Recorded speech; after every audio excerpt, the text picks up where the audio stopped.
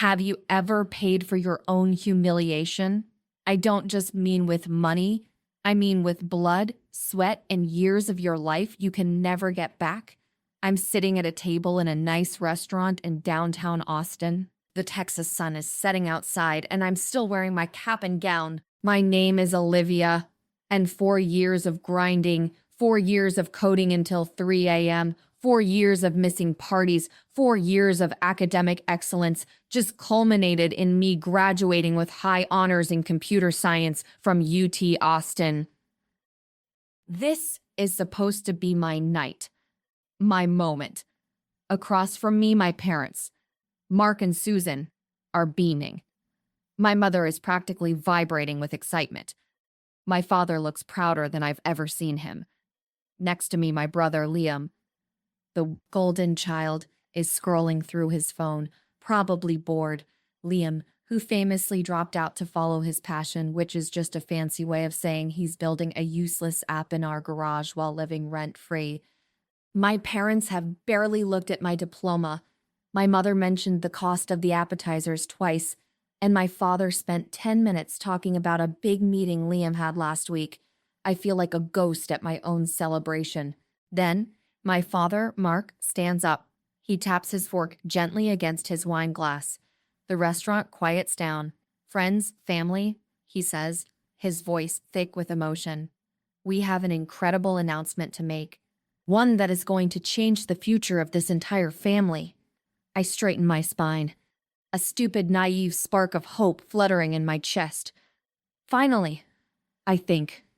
They're finally going to say they're proud of me. They see me. I had no idea. I was so wrong. You see, this dinner wasn't a celebration. It was a trial, and I was the only one who didn't know it. To understand what happened next, you have to understand how we got here. You have to understand what it's like to be the invisible daughter. Have you ever been the most responsible person in the room and at the same time the least respected? That was my role in the Matthews family. I was Olivia, the smart one, the one who has it all together, a one who doesn't need anything. My brother Liam, on the other hand, was the one with potential, the one with the big ideas, the one who needs all our support. My entire life, my achievements were treated as an expectation, like the sun rising. I got straight A's. Well, of course, she's Olivia. I won an academic scholarship. That's nice. It'll save us some money. My successes were just background noise. Liam's achievements, even the imaginary ones, were celebrated with a parade. He landed a meeting, sent a cold email that got no reply. My mother would tell all her friends. He came up with a revolutionary app idea, which was just Uber, but for dog walkers. My father would talk about him being a game changer. This dynamic was annoying in high school, but it became toxic in college. 2 years ago, the house of cards started to fall. My father, Mark, took an early retirement. That's what they called it. Early retirement. The truth was far uglier. He was laid off. He was a middle manager at a company that found him just as replaceable as I suppose he found me. I remember the night it happened. I came home from campus to find him in the living room, staring at a blank TV screen, a glass of whiskey in his hand. My mother was in the kitchen, her shoulders shaking with silent sobs. The panic in that house was so thick you could cut it with a knife. They were terrified. They had lost their only source of income, and owning a home in Austin isn't cheap. And in that moment, I made the mistake. The one all invisible children make. I stepped in. "Dad, Mom," I walked in, my laptop bag still heavy on my shoulder. "What's wrong?" they told me. And when they finished, I spoke the words that sealed my fate. "Don't worry, I can help." My internship. They just gave me a raise. I can cover the internet and the electric bill. The relief on their faces was immediate. "Oh, honey," my mom breathed, pulling me into a hug. "You are our saving grace. Just for a little while, of course. Just until your father finds something new." But he didn't. He stopped looking. He got comfortable being retired. And my internship? Well, that was my biggest secret. It wasn't just an internship. My freshman year, I'd applied for what I thought was a summer gig, at a small cybersecurity firm based out of Palo Alto. It turned out to be an elite, fully remote program they used to scout talent. By the end of the summer, they were so impressed with my work, they offered to keep me on part-time through the school year. They weren't paying me coffee money, they were paying me $80 an hour, working 20 hours a week, squeezed between my advanced comp sci classes. I was earning close to $80,000 a year. I told no one. I knew. If I told them, that money would vanish. It would become an investment in Liam's genius app, or a new set of golf clubs for my retired father. So I kept my mouth shut. My job was my little computer hobby. When I locked myself in my room for 4 hours to run a vulnerability analysis for a Fortune 500 client, my family thought I was playing The Sims. "Olivia, can you get off that game?" my mom would yell up the stairs. "Liam needs you to look at his new presentation." I'd mute myself on the Zoom call where senior engineers were praising my code and yell back, "I'm busy, Mom. I'm working. Tapping on keys isn't a job." My father would bark back, "Your brother is trying to build an empire and you can't spare him 5 minutes." It was maddening. I was the only person in that house earning a real income, and I was being treated like a slacker. The internet bill quickly became the water bill, then groceries. Then, one night about 6 months ago, I heard yelling. I came downstairs to find my mom crying over a letter from the bank, a delinquency notice. They were 2 months behind on the mortgage. My father was just standing there, staring into space. "They're just trying to scare us," he muttered. I didn't sleep that night. I looked at them, 2 completely broken people who had placed all their bets on the wrong child, and I caved. Again, I went into their bank account. I looked at the numbers. It was worse than I thought. They were broke. I sighed, opened my banking app, and made the mortgage payment. And then I did the thing that made me their accomplice. I set up an auto pay for every single month, from my account to theirs. For the last 18 months, I, Olivia, the 22-year-old college student, had been secretly paying the mortgage on my family's home. I paid for the house I was ignored in. I financed the lifestyle that allowed my brother to treat me like a chauffeur and my parents to treat me like a disappointment. I was paying for the AWS cloud servers for Liam's startup on my credit card because he didn't have a business account set up yet. I was paying for the very dinner we were sitting at. I'd given my dad my card earlier, saying, "Treat us to someplace nice for graduation, Dad. You deserve it." I wanted him to feel like the provider just for one night. And so I sit there in my stupid graduation cap, listening to my father tap his glass. I look at his proud face, my mother's shining eyes, and that dumb, naive lump of hope is still in my throat. Maybe this is it, I think. Maybe they're finally going to say thank you. He says, "We have an incredible announcement." And I have no idea that the bullet I paid for is already aimed right at my heart. My father, Mark, is beaming, but he's not looking at me. He's looking at Liam. "You know," he says, his voice booming slightly too loud for the restaurant, "people always say you should bet on yourself, but I believe you should bet on your family. And that's why." He puts his hand on Liam's shoulder. "We are so proud to announce that we are officially 100% funding Liam's new company." My mother bursts into a little "ee" sound, clapping her hands together. "Liam, God, Liam." He puts on his humble aw shucks face, the one he uses when he wants something, and nods at my father. "Thanks, Dad. It really means the world." My stomach feels empty, just hollow. This is it? This is the big announcement? At my graduation dinner. They couldn't wait 24 hours. They had to hijack the one single event that was supposed to be about me. A waiter walks by, and I can smell the steak from another table. I suddenly feel nauseous. Now, my mother, Susan, cuts in, her eyes sparkling. "He's being modest. Tell her, Mark. Tell her the big part."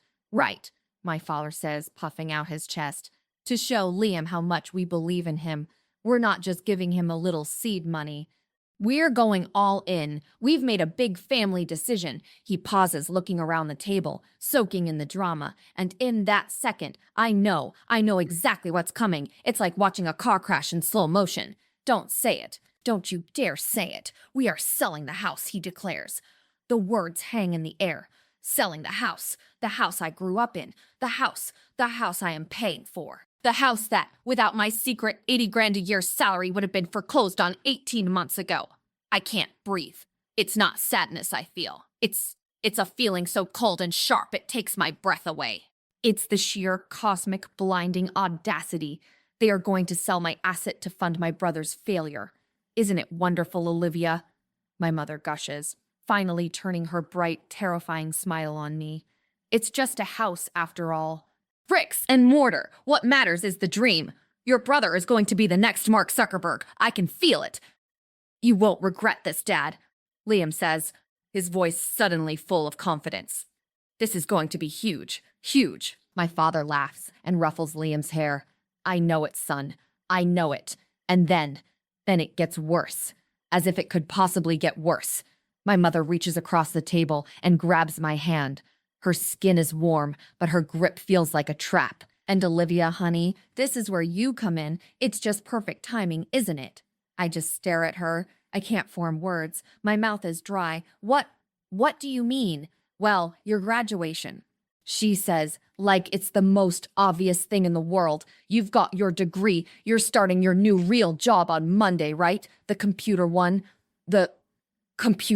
I echo, my voice flat. Exactly, she chirps. You'll finally be making good, stable money, so while Liam gets the business off the ground with the house money, we'll all move in together.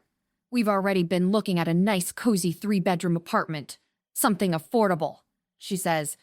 Affordable, but I know what she means. It's perfect, my father adds, nodding in agreement. We'll find a spot closer to Liam's new office space. You'll be able to cover the rent for all of us. No problem. We'll be a team. Everyone contributes. Everyone contributes. The sounds of the restaurant fade to a dull roar. I look at their faces, one by one. My father, beaming with pride, having just given away a house he doesn't pay for. My mother, giddy with excitement, already planning how to spend my future salary. My brother, smug and entitled, accepting a sacrifice that isn't even theirs to make. They didn't just forget me. They didn't just ignore my achievements. They saw my diploma, my 4 years of relentless, back-breaking work, and all they saw was a new ATM, a bigger, better one that could replace the house they were cashing in. They weren't celebrating my success. They were leveraging. They were planning in public at my own graduation dinner how to chain me to my brother's fantasy, how to make me the financial engine for his nothing. For 18 months, I had been the silent partner, the secret benefactor, keeping this family afloat. I was the structural support holding up the entire building. And they had just announced, with cheers and applause, their intention to rip me out and sell me for parts. My mother is still holding my hand. You're quiet, honey. Are you just overwhelmed with all the good news? I look down at our joined hands. I feel nothing. The naive girl who walked into this restaurant, the one with that stupid spark of hope, she's gone. She just evaporated. In her places, something else, something calculating. Have you ever had a moment so crystal clear that you can feel yourself changing on a cellular level? I slowly pull my hand out of hers. Yeah, Mom, I say, my voice surprisingly even. You could say that. The blood is roaring in my ears, but on the outside, I'm perfectly still. It's like the humiliation is so total, so profound, that it acts as a bizarre kind of anesthetic. I'm not sad. I'm not angry. I am a machine. I am a piece of code executing a new function my mother is babbling on. And the new apartments, Olivia, they have a pool. It'll be like a vacation. We can all go. And Liam, honey, we'll have to make sure your office has good lighting. My family doesn't know me. They see me, but they don't know me. They see Olivia, the quiet student. They see the computer hobbyist. They have absolutely no idea who I really am. They don't know that my little computer won. Yeah, we were, when Luke and I hiked Job, yesterday, the one they mock. It's not a new we job. came across two other It's the people, and they same were job both I've had for 3 years. released On from- Monday, I'm not starting a new job. I'm converting from part-time to full-time. They don't know that my little internship was with one of the top cybersecurity firms in the world, the people who get called in after governments get hacked. They don't know that while I was paying their $2,500 mortgage every month, I was also putting away another $4,000 a month into a high-yield savings account they don't know exists. For 3 years, they don't know that my new real job, the full-time conversion, comes with a new title, Junior Security Engineer. And they definitely don't know that my new full-time starting salary is $250,000 a year. Oh, and the signing bonus? The $50,000 bonus that hit my private, separate, secret bank account last Tuesday. They don't know about that either. They are sitting here planning to sell a $500,000 house to fund a failing app while the person they are ignoring, the person they are actively stealing from, has over $190,000 in liquid assets sitting in an account they can't touch. They are planning to make me pay rent on a cozy apartment, while I've been pre-approved for a mortgage of up to $1.2 million. My mother thinks I'm overwhelmed with good news. My father thinks I'm the new team provider. My brother thinks I'm his personal bank. They are all unequivocally wrong. They've made a terrible, terrible miscalculation. They've confused my kindness for weakness. They've confused my silence for approval. And they're about to find out, in real, material terms, just how badly they've misread the last 3 years of their lives. My father raises his glass. So a toast. To the future. To Liam. To Liam. My mother echoes, raising her glass. They all look at me, waiting for me to raise my water glass. I don't. Instead, I pick up my phone. I hold my phone in my left hand, just under the lip of the table, while the laughter and toasting continues. They are so wrapped up in their fantasy, they don't even notice. My voice, when I speak, cuts through the noise. It's not loud, but it's sharp, Dad, I say. He stops, mid-laugh. What is it, honey? Join the toast. That's a bold plan, Dad, I say, my eyes on my phone screen. Selling the house. It's ambitious. My thumb finds the icon for my bank. Face ID. Click. It is, he says, beaming. You have to be ambitious to win big, Olivia. Your brother knows that. Right, I say. I navigate to bill pay. I find the recurring payment labeled Mom, Dad, Mortgage. I tap it. I tap cancel recurring payment. A little pop-up asks, Are you sure? He's right, Olivia, my mother adds, her voice a little syrupy. It's time we all took a risk for the family. My thumb hovers over the confirm button. You're right, Mom. I say, and I press it. A green check mark appears on my screen. Payment canceled. I'm glad you see it our way, honey, my dad says, starting to look a little annoyed. Now, are you going to toast your brother or not? 1 second, I say. I swipe over to my credit card app, the one that's on file for Liam's business, the one paying for his AWS servers, his developer subscriptions, his everything. I see the recurring $450 per month charge for Amazon Web Services. I tap View Details. I tap Dispute and block future charges. This is ridiculous, Liam mutters, finally looking up from his phone. What are you even doing? I'm just contributing, I say. I click Block Merchant, a red exclamation point. Merchant blocked. I close the apps. I lock my phone. I place it face down on the table. The entire process took maybe 15 seconds. Okay, I say, and I finally look up, meeting all their eyes. I'm done. My mother sighs in exasperation. Done? Done with what? Olivia, you're being so strange. Just be happy for your brother. I'm done paying, I say. The table goes silent. My father frowns. Paying? What are you talking about? We're celebrating. I'm talking about the mortgage. I say, my voice as calm and flat as a winter lake. The one for the house you're selling. I just canceled the automatic payment, the one that's been coming from my bank account for the last 18 months. My mother's smile freezes. It doesn't fall, it just freezes. What? What did you say? What a strange joke, Olivia. I'm not joking, I say. I look at Liam. I also canceled the AWS subscription for your app, the one on my credit card. I'm guessing your huge company is going to be offline in about 24 hours.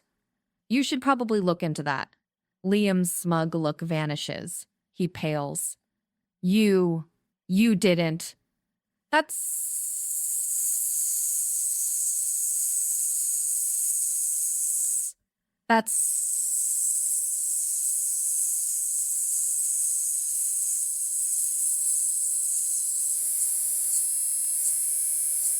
My father's face is turning a dangerous shade of red. Now you listen to me, young lady. I don't know what kind of sick, jealous game you're playing. Me? Jealous? I almost laugh.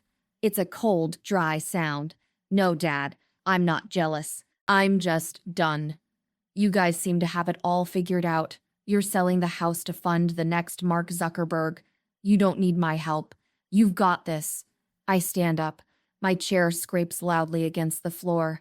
Olivia, sit down, my father commands, his voice low and furious. No, I say. I reach into my purse. I pull out my wallet. I take out a $1 bill. I place it on the table. This is my final payment, I say. For the dinner, I'm sure the card I gave you will be declined by the time the bill comes, since I've just frozen my account. My mother's face finally cracks. Frozen? Olivia, what are you doing? You're ruining everything. No, Mom, I say, shrugging on my bag. I look at her, at my father, at my brother. 3 people I have worked myself to the bone for. 3 people who just publicly announced their plan to gut me like a fish. I'm not ruining anything, I say. I'm just graduating. I turn around. I walk out of the restaurant. I don't look back. The evening air hits my face, and for the first time in my entire life, I can actually breathe. The silence is glorious. For about 48 hours, I had a plan. My secret nest wasn't just savings. It was an escape plan. The day my signing bonus cleared, I signed a 12-month lease on a high-end apartment in a secure building downtown. The one my family had no idea about. I'd been moving in essentials for a week. The night of the dinner, I just went home. My new home. I blocked their numbers. All of them. I blocked them on my phone, on social media. I was a ghost. Then came the reckoning. It started on Tuesday, about 72 hours after I'd canceled the mortgage payment. A new unblocked number calls me. I let it go to voicemail. The voicemail is from my mother. Her voice is not the warm, gushing tone from the restaurant. It's a high-pitched, frantic shriek. Olivia, you answer your phone. You answer me right now. The bank called. They said we're in default. They're talking about foreclosure. Your father, his blood pressure. Olivia, you call that bank and you fix this. You fix this now. Delete. An hour later, another voicemail. This one is from Liam. His voice is a panicked whine. Liv, what did you do? The servers are down. The app is gone. My investors, they can't see the demo. You've ruined me. You have ruined everything. You have to call them, Liv. Call AWS. Give them your card number again. I'll pay you back. I swear. Delete. Then the campaign begins in earnest. First comes the smear campaign. My phone starts blowing up with texts from aunts, uncles, cousins. Heard what you did to your parents. Disgusted. Your mother is a wreck. How could you be so selfish? Liam said you stole his company. I knew you were jealous of him. They had, of course, spun a masterful tale. I hadn't been paying their bills. I had been handling their finances. I hadn't cut them off. I had stolen their savings and run off. I had sabotaged Liam's brilliant company out of pure, spiteful jealousy. It was impressive, really. When the smear campaign doesn't work because I'm not responding, they move to guilt and intimidation. A new number. My father. Olivia Matthews, you have 24 hours to return our money. His voice is a low growl. Or we're reporting you to the police for financial fraud. Delete. A stupid, empty threat. What are they going to say? She stopped paying for our lives? Another one. My mother, Olivia. Sob. Please, baby, come home. Your father, he's in so much pain. His heart. Sob. The stress is killing him. I don't know what will happen. Are you trying to kill your father? Is that what you want? To be an orphan? Please, just click delete. Then comes the love bombing. A text from Liam. Hey, Liv. Look, I know you're upset. We shouldn't have sprung it on you at dinner. We were just excited. But you're right. It's your moment, too. We're proud of you. We really are. We love you. Can you just turn the servers back on? Just for a day? So I can show the demo? Then we can all talk. Really talk. I promise. Delete. The final desperate move comes on Friday. I'm working from my new home office, my real $250,000 a year job, when my building's front desk buzzes. Ms. Matthews, there are 2 police officers here. They're asking to perform a wellness check. I sigh. I close my laptop. Send them up. I open the door to 2 very tired-looking Austin police officers. Olivia Matthews? Yes, officer. Ma'am, we received a call from a Susan Matthews. Your mother? She's concerned. Says you've been acting erratically. For I have no idea how we could give it to the party. I cut him off. Officers, may I see your badges? They show me. I nod. Thank you. I am perfectly fine. I am a 22-year-old adult, a new graduate of UT, and I started my job in cybersecurity this week. I am not erratic, and I am not a danger to myself. I simply stopped paying my family's bills. I continue. My parents are facing foreclosure on a house they haven't paid for in 18 months. My brother's app just failed because I'm no longer funding it. This is not a wellness check, officers. This is a harassment tactic. They are trying to force me to give them money. You can tell them whatever you want. But I am fine. Good day. The older officer sighs. He's seen this before. Right. Well, congratulations on the job, ma'am. Have a good night. They leave. The siege has failed. But I know it's not over. The true confrontation, the finale, it's still coming. And I know exactly where it will be. The next morning, I wake up early. I have to go into the office for the first time to get my finalized ID badge. I dress in my new work clothes, not a student hoodie, but a sharp blazer and dark jeans. I feel different, solid. I walk down to the parking garage of my new building. I take a deep breath. This is the last part of the plan. This is the nest egg. My father always obsessed over cars. He always dreamed of a classic Porsche, but he drove a sensible and failing Ford sedan. Liam, of course, was always owed a new truck. Me, I just had my 10-year-old Honda. But my secret nest egg, those 3 years of savings, wasn't just for a security deposit. I walk up to my new car. It's not a flashy. It's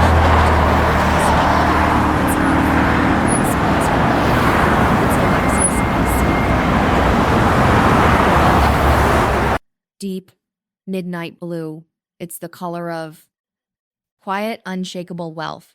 It's a $100,000 statement of competence. It's the car of someone who is not to be messed with. I'm just about to open the door when I hear them. Olivia. My mother's shriek echoes in the concrete garage. I turn. There they are, all 3 of them. They must have been waiting here for hours. My father, his face purple with rage. My mother looking pale and wrecked. And Liam vibrating with a kind of desperate, entitled energy. There she is. My father yells, pointing. Talking to police? Turning off our phones? What the hell is wrong with you? And this car. My mother shrieks, her eyes wide. You stole our money. You stole all our money and you bought this thing. This is what you did with the house money. They start advancing on me. This is the final confrontation. The boss battle. I didn't steal your money, Mom, I say, my voice calm. It echoes slightly. I just stopped giving you mine. It's the same thing, Liam screams. You were supposed to be family. You were supposed to help. Help? I say. I finally let the laugh out. It's not a nice sound. I was helping. I was the only thing holding that house together. And in return, you were going to sell it out from under me to fund him. You ungrateful. My father sputters.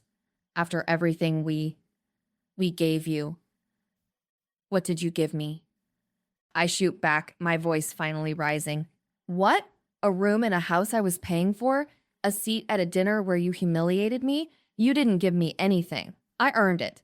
I earned every single thing. You've killed us, Olivia, my mother whispers, the tears starting to flow.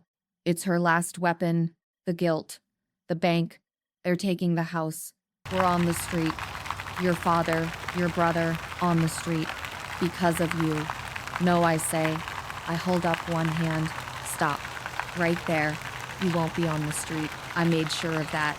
They pause. They're confused. This isn't in their script. What do you mean? My mother asks. I walk to the trunk of my new car. I open it. I pull out a large manila folder. I did call the bank, Dad, I say. Just like you asked. I walk towards them. I open the folder. You were right about one thing, I say, my voice level. The house is being sold. Or, rather, it was sold yesterday. My father's eyes narrow. Sold? To who? They can't do that. Oh, they can, I say. When a loan is in default, they are very motivated to sell, especially when someone comes in with a pre-approved mortgage, a flawless credit score, and a 25% down payment, all in cash. I pull out the top sheet of paper. I hold it up for them to see. It's a deed. My $50,000 signing bonus was exactly 25% of the remaining $200,000 on your mortgage, Dad. The mortgage you hadn't paid in nearly 2 years. The bank was thrilled to get it off their books. I see the realization dawning on my father's face. The purple rage is draining away, replaced by a gray, sickly horror. You bought it? He whispers. I did, I say. The house is mine now, officially. I own it. The whole thing. My mother's hand goes to our mouth.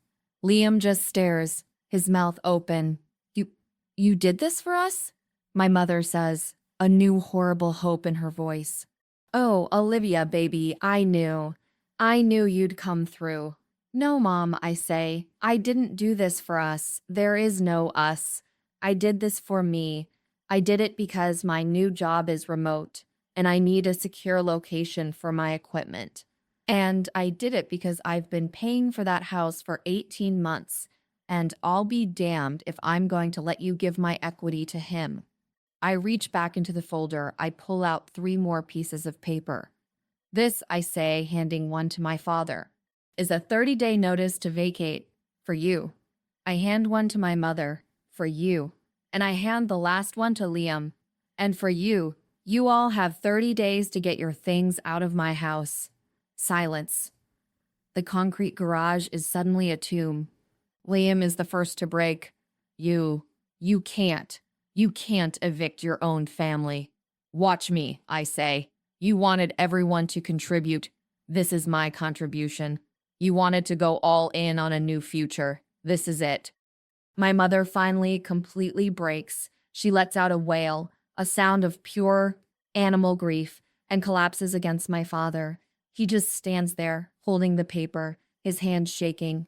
I look at them, the 3 people who are supposed to be my soft place to land, my biggest advocates, and I feel nothing. Not triumph, not even anger, just the quiet, clean, empty feeling of a problem being solved. I lost my family. I say, more to myself than to them, but I finally gained myself. I turn my back on them. I get in my new car. The leather seats are cool and firm. I press the start button, and the engine purrs to life, a quiet, powerful hum. I don't look in the rearview mirror as I drive out of the garage into the bright Texas sunlight.